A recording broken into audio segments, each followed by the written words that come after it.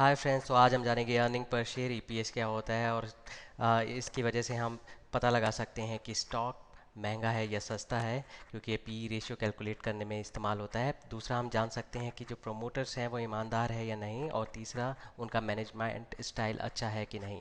तो आइए जानते हैं सारी चीज़ें अर्निंग पर शेयर के थ्रू।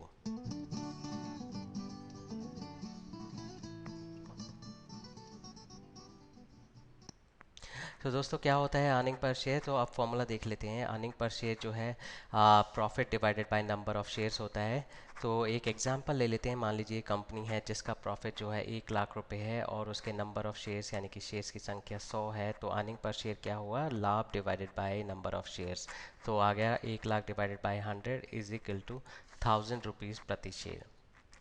तो अब एक एग्जांपल लेते हैं कि एक कंपनी है, कंपनी ईमानदार लिमिटेड, और इस कंपनी का लाभ 1 लाख रुपए है और शेयर्स हैं 100, और अर्निंग पर शेयर जो है 1000 रुपये। दूसरी कंपनी ले लेते हैं चूल लिमिटेड, और इसका भी लाभ और नंबर ऑफ शेयर सेम है, तो इसका भी ईपीएस जो है 1000 रुपीज़ आया है। तो अब देख लेते हैं अगले साल यानी कि 2017 में इनका लाभ क्या होता है और कैसे परफॉर्म करते हैं। तो मान लीजिए 2017 में जो ईमानदार लिमिटेड है उसकी जो प्रॉफिट है 30% से ग्रो करती है, और चोर लिमिटेड है उसका जो प्रॉफिट है 50% से ग्रो करता है। तो आप सोच रहे होंगे कि बॉस, ये चोर लिमिटेड कंपनी बहुत सही है, इसमें हमें निवेश कर देना चाहिए। पर यहीं सब धोखा खा जाते हैं, क्योंकि सब प्रॉफिट देख रहे हैं और अर्निंग पर शेयर नहीं। तो ये डिसीजन गलत हो सकता है, क्योंकि आपको अर्निंग पर शेयर देखना चाहिए। तो आइए देख लेते हैं। ईमानदार लिमिटेड का जो प्रॉफिट है 30% से बढ़ा है, तो प्रॉफिट हो गया 1,30,000। शेयर्स 100 के 100 हैं, तो अर्निंग पर शेयर जो है 1300 रुपये आ गई। यानी कि लाभ भी 30% बढ़ा और अर्निंग पर शेयर भी 30% बढ़ा। तो आप सोच रहे होंगे इसमें क्या बड़ी बात है। तो अभी देखते हैं क्या डिफरेंट हो जाएगा दूसरे केस में। तो चोर लिमिटेड कंपनी है, तो इसमें जो है लाभ जो है ईमानदार लिमिटेड से ज़्यादा हो गया है, 1,50,000 हुआ है 1 लाख के मुकाबले। और जो नंबर ऑफ शेयर्स है पर यहाँ पे दुगने हो गए हैं। तो देखिए उसका इफेक्ट क्या पड़ा अर्निंग पर शेयर पे। अर्निंग पर शेयर जो है 1000 के मुकाबले 750 हो गया है, यानी कि 250 रुपये गिर गया है।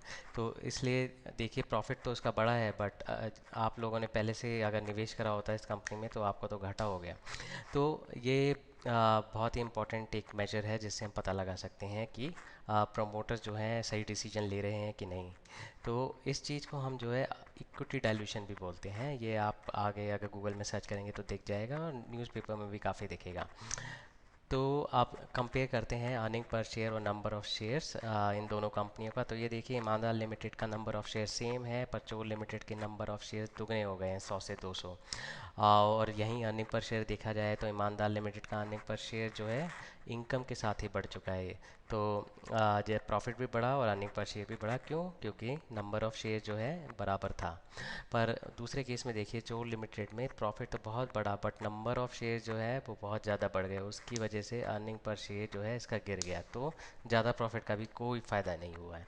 तो आइए एक रियल वर्ल्ड एग्जांपल देख लेते हैं। तो ये देखिए 2017 अप्रैल की न्यूज़ है। कोटक इंस्टीट्यूशनल इक्विटीज़ ने जो है टाटा पावर को बेचने की सलाह दी है, और रीज़न क्या है? इक्विटी डायल्यूशन, यानी कि उस कंपनी के नंबर ऑफ़ शेयर ज़्यादा बढ़ने वाले हैं, तो उनको लगता है कि अर्निंग पर शेयर नीचे गिर जाएगा और इसलिए ये कंपनी को बेच देना चाहिए। तो अर्निंग पर शेयर को आप समझ गए होंगे कि कितना इंपॉर्टेंट एक मेजर है और इसको यूज़ करना चाहिए। तो प्रॉफिट के साथ साथ आप अर्निंग पर शेयर भी देखिए। तो अगर आपको ये वीडियो पसंद आया तो सब्सक्राइब कीजिए, और rspathshala.com पर जाके ऐसे ही बहुत सारे लर्निंग वाले लेख हैं, वो आप जाके पढ़ सकते हैं। और कोई भी अगर फीडबैक है तो आप नीचे लिख सकते हैं। Thank you.